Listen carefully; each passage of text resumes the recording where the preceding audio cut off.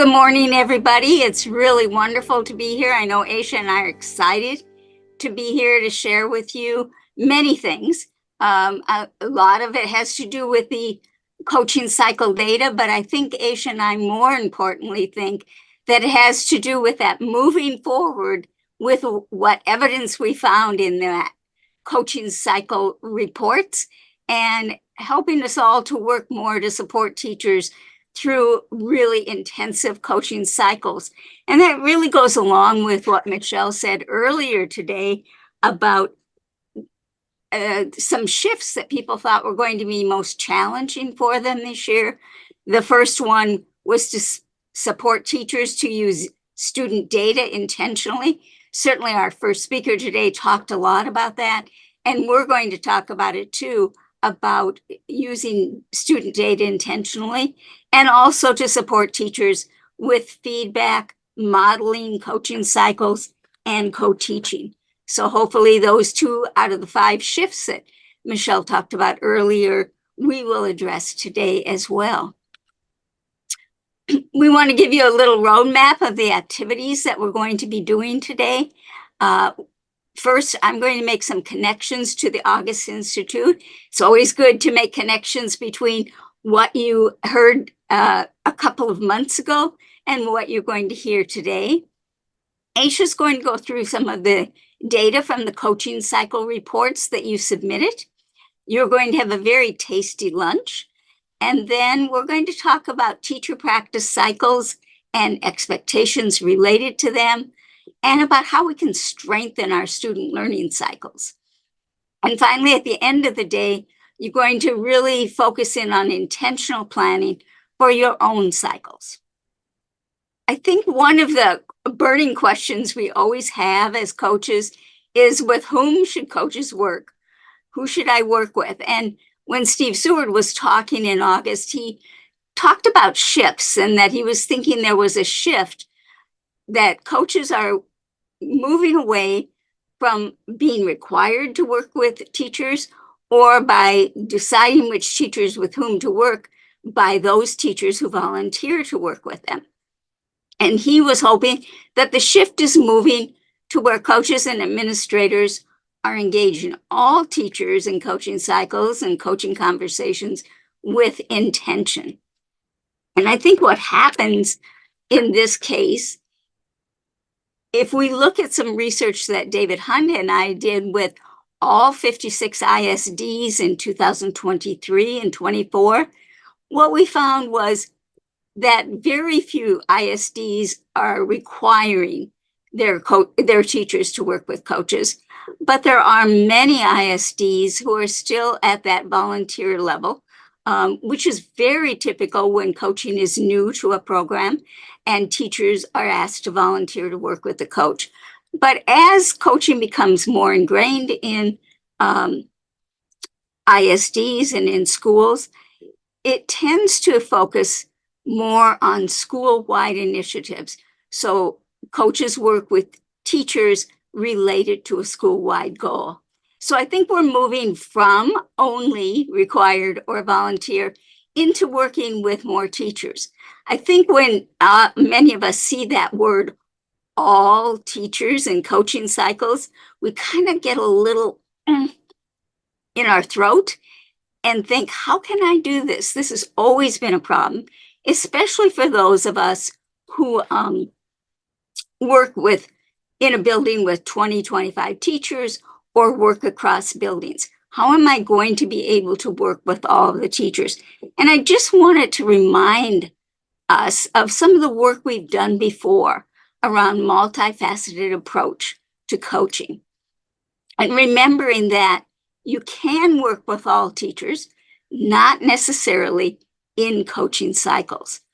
For example, let's say that you are doing, that your school-wide focus this year is on writing. And one way that you can start your coaching is by giving large group professional learning or large group coaching to all the teachers who are doing writing in the school, which is probably everybody. And at these large group sessions, the first couple of sessions, you're going to look at the genres that are expected for students across the grades, how they build across the grades. You're going to probably be looking at some common strategies that all teachers can use to teach writing, how you're going to use a gradual release, a responsibility model. You're probably going to look at ways to assess student writing, for formative assessment and for summative assessment. So that can all be done at the large group level. Then maybe it turns out that the second and fourth grade teachers are really, really wanting support in their work around writing. And so you are going to help facilitate those grade level team meetings. Perhaps the second grade is focusing on opinion writing for the first time, and fourth grade is wanting to enhance their work around informational writing.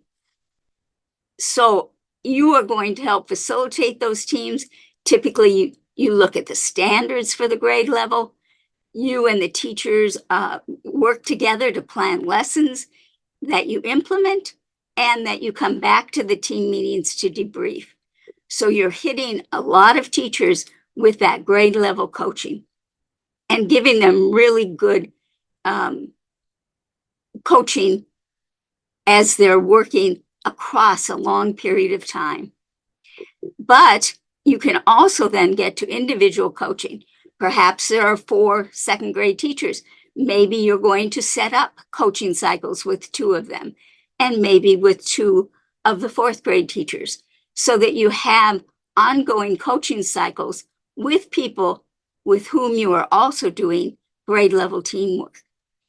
That still gives you time to have other coaching cycles with other teachers, either about writing or about some other area in which they're really interested or in which their students have a major need. So by using this multifaceted approach, I think we can get back to the idea of working with all teachers, maybe in coaching cycles, but certainly in coaching conversations with intention. There's really strong intention here. The other thing that was talked about in August was strength-based coaching. And Steve Seward talked about the need to understand the capabilities and the capacities of teachers. And I just wanted to remind everybody that we've talked about this a lot in the past, that we've talked about how coaches need to understand the capabilities of teachers and really respect that capability. Teachers know so much about their students. They know about their identities, their interests, their strengths, their needs, and they probably know, especially if they've been at that grade level for a while, a lot about the curriculum at the grade level. So they bring these strengths to the work, to the collaborative work. And if you weren't with us in 2023-24, we spent a lot of time at the quarterlies on that.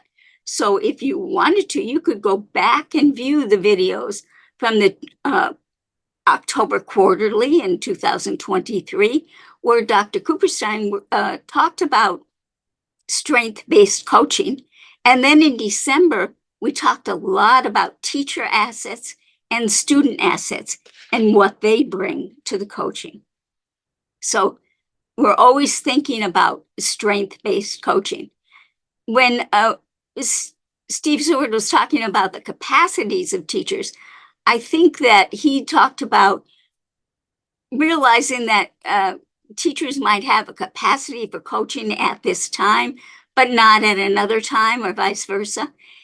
And what I always say is, if we really think about those adult learning principles and we focus on coaching that meets teachers' needs, relevant to the teacher, solves a problem for them, that they will find time for coaching. So there will be capacity for coaching. Part of that, developing that relational trust and letting teachers really know what is expected during the coaching process. This was shared with you on page 15 of the August Institute, this whole hierarchy of trust. These four big areas: shared agreements, openness, credibility, and trust. And notice there's 3 at every level, so there's a total of 12 subtopics. And I just wanted to remind you about the commitment and communication document that we've shared with you in the past, and how this document really focuses on 7 of those 12 areas. First, one of the things on the list on the chart was having shared commitments. And you can see the top and the bottom boxes are really focused on those commitments. Many of them are the same for teachers and coaches, a few are different. Also talking about the need for authentic interactions. And when you're in a collaboration with the teacher, especially a coaching cycle, you are going to have authentic interactions because the teacher and you are working with students. Talking about, on the chart, creating a safe environment. When you help the teacher understand that you are there to be encouraging, not judgmental or evaluative, you are helping to set that safe environment. And really telling the teacher, I want you to communicate with me honestly about your needs, about your strengths. This also contributes to setting up a safe environment. 2 things also on the chart: we're listening for understanding and responding with empathy. So when we're looking at this communication piece, the coach is reminding the teacher that I'm going to regularly pause and paraphrase to make sure that I've understood you. And I'm going to really listen to you, so that listening with empathy to figure out exactly what you need. We're talking in communication about reciprocal feedback, which is also on the chart on page 15 of your booklet. And finally, this whole idea of understanding capabilities, that we as a team, as a collaborative team, when we work together, are bringing strengths. I'm bringing some strengths as a coach, you're bringing strengths as a teacher, and we're working together to help our students learn in a better environment and more information. So when we think about this chart, we think that you can hit a lot of the ideas in this chart and really live them out by reminding teachers, as you start working with them collaboratively, either in a grade level team meeting or individually, that these are some of the commitments and communication that we are going to make together. We've had some references to Dr. Fox-Resnick already today, and I would just like to remind us of the change process that she described when she met with us in August. And she talked about the fact that teachers often go through this change of first being resistant to a new practice or a new idea, and then they kind of become compliant. They try it out, and eventually, if it works for their students and works for their style, they internalize it and make it part of their instructional practice. She did say, of course, that this is not a straightforward, you go from resistance to compliance to internalization, but you kind of move in and out as you're going through the change process. And I just wanted to remind us all that teachers may be at different stages for different instructional practices. Maybe there's a new practice that a teacher is very resistant toward because it's new. Whereas there might be another practice that they've done for a couple of years and they've really internalized it. So a teacher in and of themselves are not resistant or compliant or just internalizing things. It has to do with, in this instant, is the teacher fairly resistant to this new idea, new practice? In this instance, with this particular practice, are they being compliant, or with this particular practice, have they internalized it? And that there are reasons why they might be at one of these phases of the change process. They might be resistant because they don't know anything about it. And they might be resistant because they think that there are skills that you need to do this practice that they don't have. So it's like, oh my goodness, I have to figure out all these new skills. So there might be a little resistant. Maybe somebody's at the compliance stage because it is a new practice. They want to do it, but they're trying to fit it into their schedule, fit it in with everything else they're doing.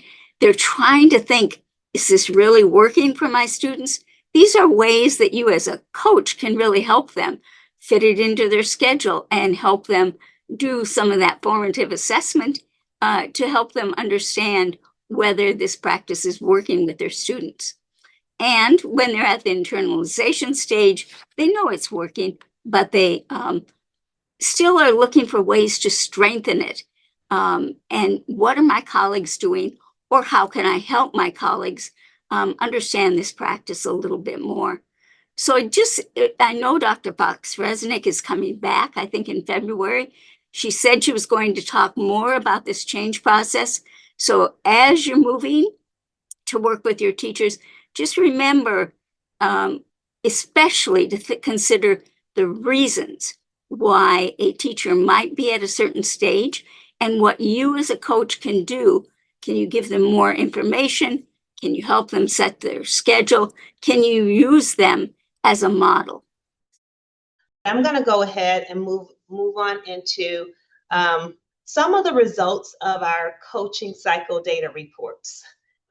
Many of you were a part of submitting coaching cycle data reports for our coaching cycle data collection this year, and maybe some of the previous years as well. And we are in a place of celebration because of all of the hard work that you've been doing related to coaching and really taking your coaching work into the field and showing what's happening, giving us a clear picture, a snapshot of the work that's really happening in your areas.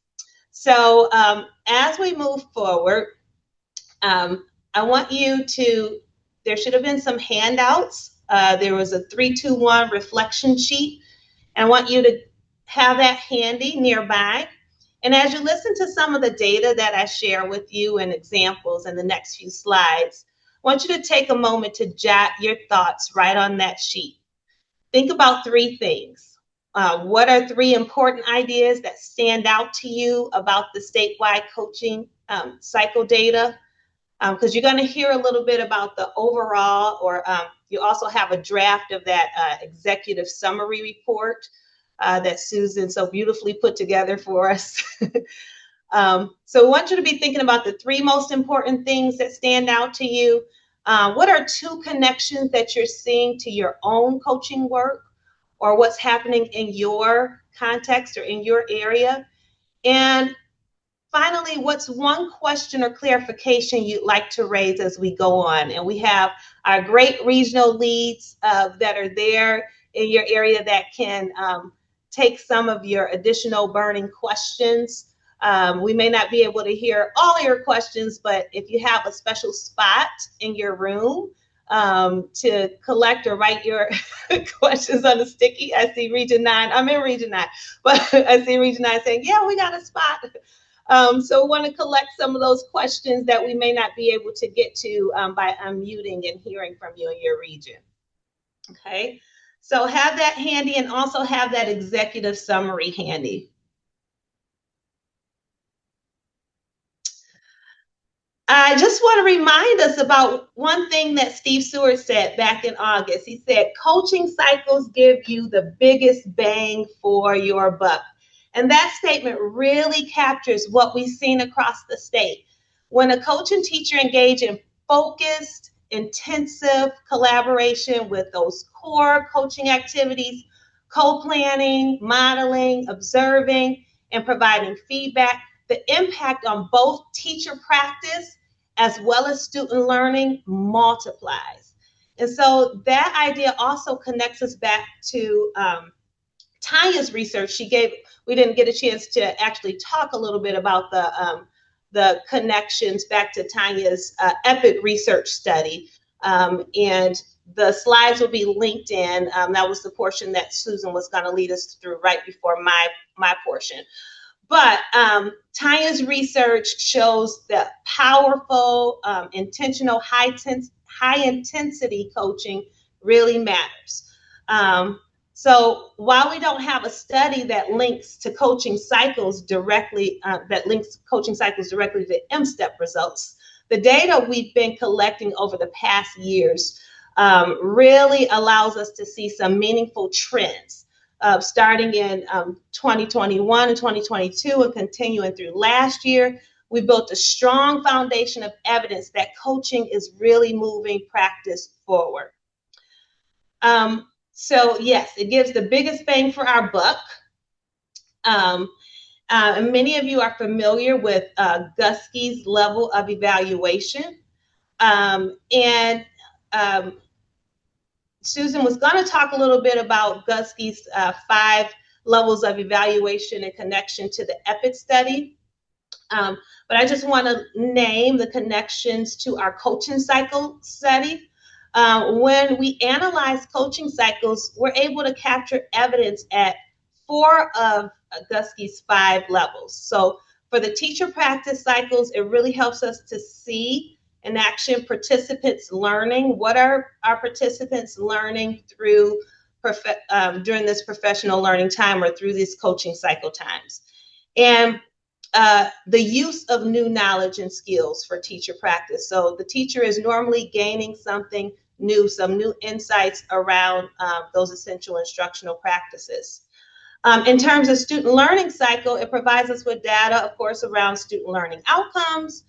And in some cases, we even see participants' reaction to the coaching experience itself. Some of you put inside of your coaching cycle reports, if you use Diane Sweeney's template, you might have put in some of the teachers' reactions or the teachers' experiences with the coaching cycles, the things that they've learned about their students. And we'll raise some of those reflections at the end as well. We have a new coaching cycle graphic, but it incorporates all of the different models that we were hearing from you as a network that you were using in your cycle. Some of you named Jim Knight or Diane Sweeney. And so we wanted to come together, the MAISA team, and along with Dr. L'Allier and her work through No More Random Acts of Coaching and Aaron Brown's work, we wanted to culminate and have some common language around those different phases of the coaching cycle and what it looks like. So we'll be using this tool. It's found in your workbook, in the first section of your workbook from the summer as well. We want you to take a look at those different key components, and today we'll really dig into those different components as we analyze some scenario reports, some example reports.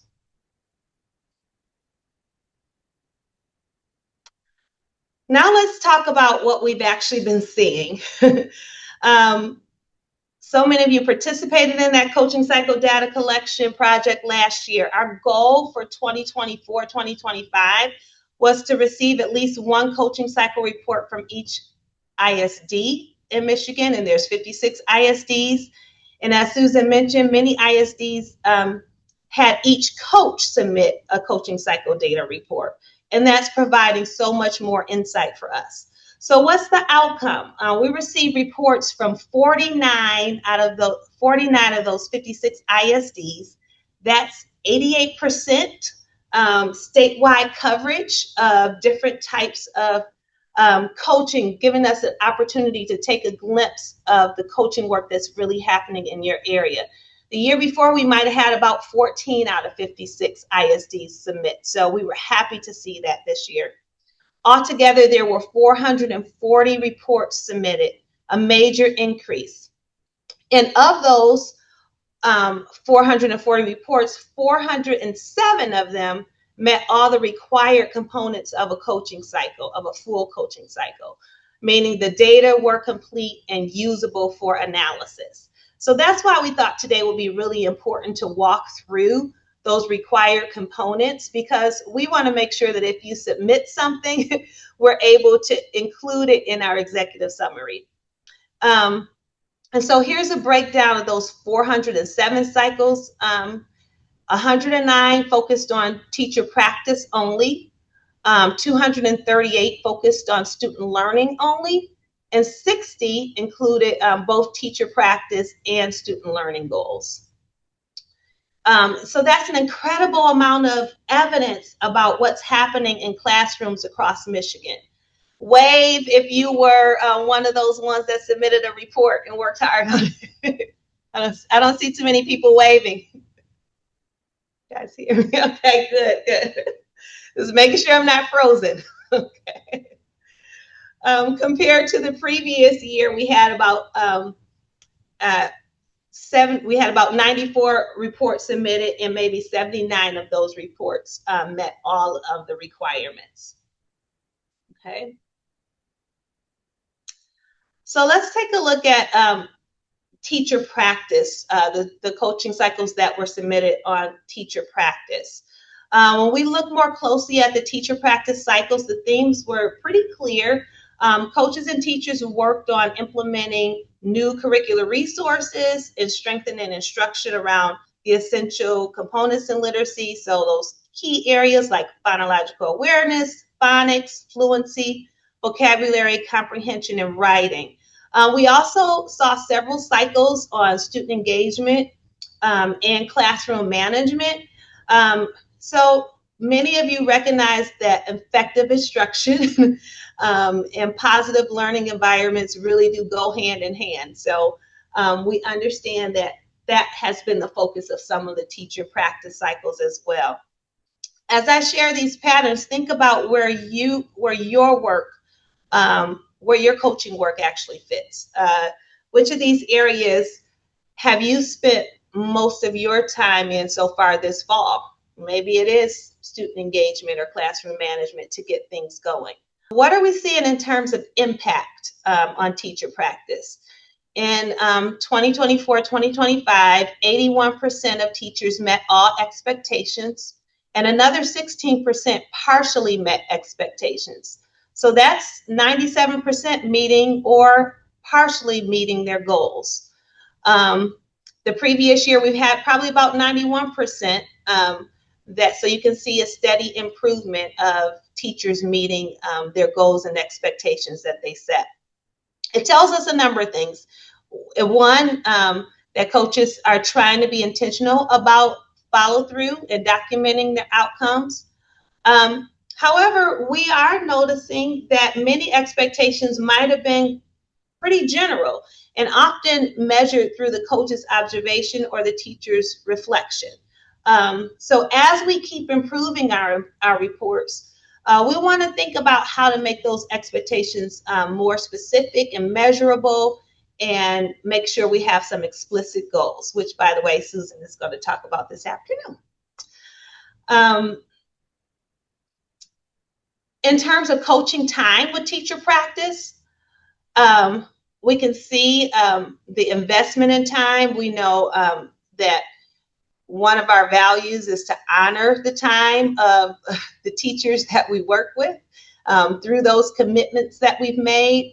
And then we also know that research tells us that roughly 14 to 20 hours of coaching on the same practice is what it takes to shift teacher practice and student outcomes, or 14 to 20 hours of professional learning. So we're taking that same research and applying it to coaching when we know that it's sustained and focused in these core practice areas. So last year, the average was about 12.6 hours, with 36% of those cycles meeting or exceeding that 14-hour threshold. That's progress, up from about 25% the year before, but still a bit short of where we ideally like to be with those time frames. So how do we explain such high success rates with teacher practice with fewer hours? Because you can see the average um, amount of coaching time. Maybe it could be due to a couple of different things. Maybe the focus wasn't new for the teacher. The coaching was especially high quality or intensive. So maybe it was really targeted focus and they knew what they wanted to look for and shift in a timely manner. As we noted, the expectations and measures themselves might not have been rigorous enough. So that could be another thing. Maybe it just wasn't as rigorous. But this data really challenges us to reflect, are our coaching cycles long enough and deep enough to create lasting change? So we want to be thinking about sustainability once teachers have started to implement new practices. Just a little bit about student learning. Nearly half, or about 48%, focused on phonological awareness and phonics, as you can see. And that's not surprising. I mean, many districts have school-wide goals in these areas. And these are topics that lend themselves to measurable pre and post assessments. So we also saw strong representation, or stronger representation in writing, about 17%. Smaller numbers in fluency, vocabulary, and comprehension. So while continuing to strengthen foundational skills is critical, we want to encourage coaches to spread their wings into cycles focused on fluency and comprehension, and make sure that we're thinking about all the essential practices that we know should be happening in classrooms for kiddos every day, right?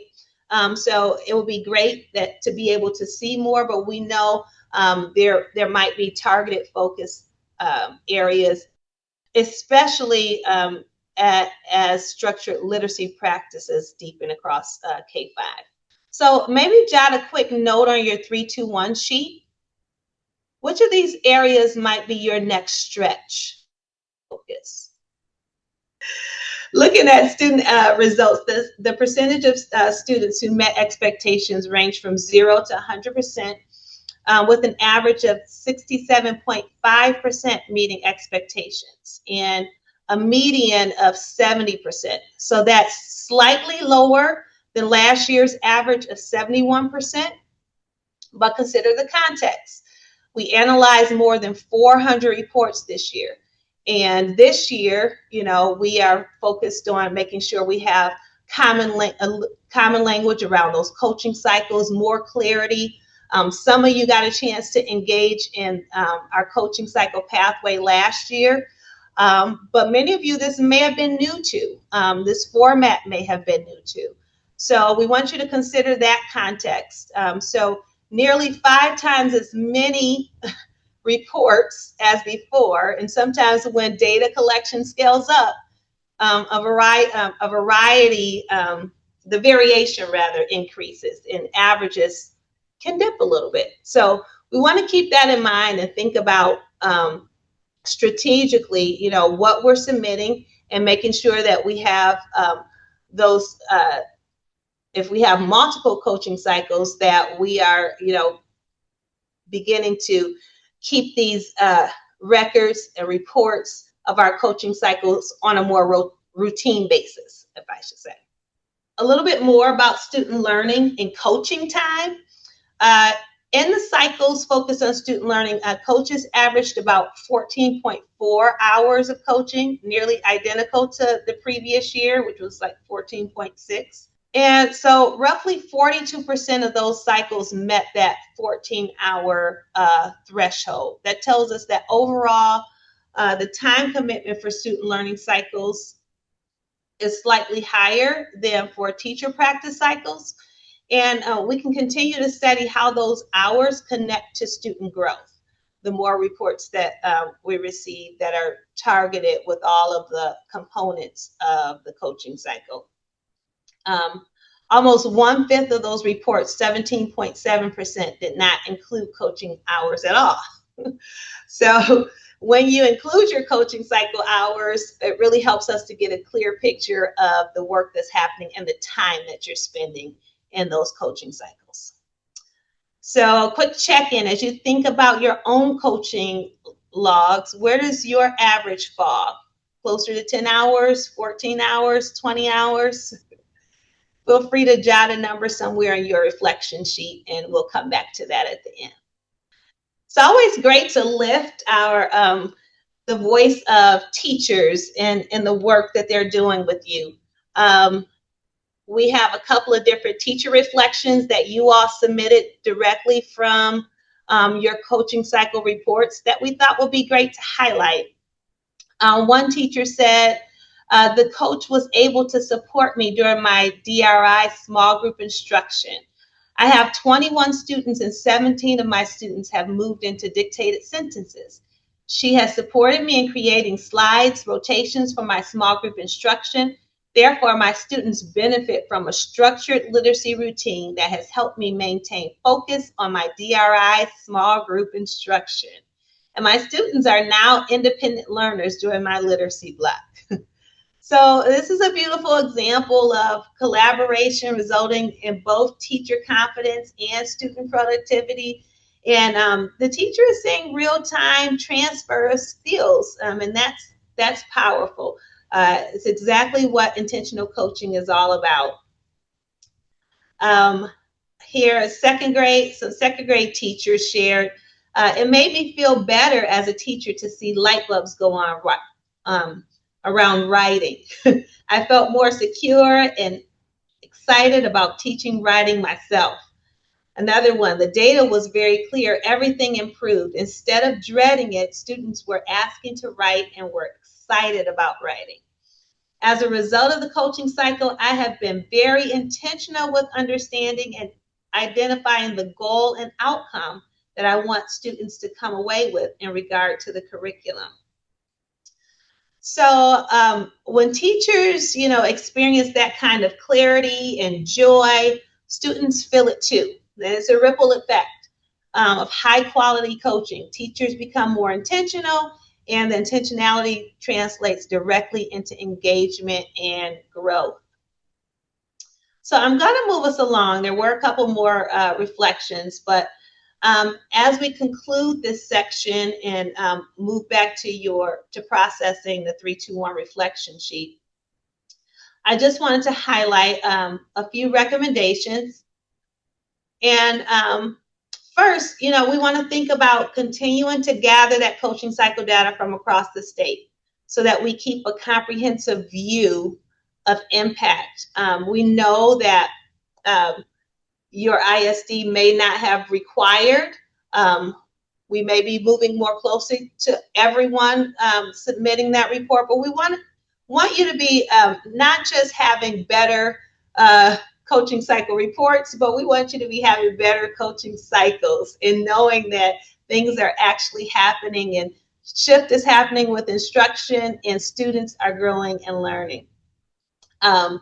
So we want, another recommendation is strengthening those expectations, specific ways to measure them, making sure that you're clear about what those goals are, being sure that you have a system in place for tracking your coaching hours and those activities. If you don't have a coaching log platform, a digital coaching log platform, we do have a note-taking document inside of the handbook. But we also have Erin Pell in the room that can help with My Coach Compass and any of those other platforms in the virtual room. So we want to keep in mind the importance of tracking those hours and your time with teachers. And then making sure coaching reports are a routine part of your coaching cycles. So right now, we've asked for one coaching cycle report to be submitted per year, but the more you take note of the things that are happening in your coaching cycle and it becomes more of a routine, the better impact you'll see on teacher shift and student learning. Okay. So let's come back to our reflection sheets now and take a few minutes Take about 3 minutes to complete your 3-to-1 reflection sheet. Were coaches notified if their report wasn't included in the executive summary, and then why it wasn't? I don't believe that coaches were included. And typically, the only, every report was read. The only ones that weren't included in the actual data was because there wasn't ending data, so we didn't have any data to share with proficiency. We could go back and look at those few reports and let people know if that's something that would be important to you. We would need to let the coach coordinators know, because we don't always have the name of the coach. When you sent them in, sometimes you gave us the number, but not the name. I was just wondering, for teacher practice only coaching cycles, what might be some examples of good data that you could collect with teachers to reflect on that so that it didn't become too evaluative and so that it was meaningful in terms of whether or not expectations were met or partially met or not? So what a perfect avenue, because our first activity right after lunch is going to be setting expectations for teacher practice cycles, and I'm going to share one, and then you're going to work on one together. So I think that the idea of getting some practice doing it will really be helpful. How is the coaching data from the report of meeting the goal transferring to student impact data? So I think, are you talking about the coaching data from teacher practice going to student impact? If that's what you mean, typically after a teacher finishes a teacher practice cycle, they often go into a student learning cycle where they're, for example, say they're doing a teacher practice cycle around a type of writing, then they would go into a student learning cycle around writing. The other question might be, there is research to show that once we see an impact on teacher practice, that it does go on to student learning. So even if you don't have another coaching cycle related to that same topic, there usually is a transfer from teacher practice to student learning.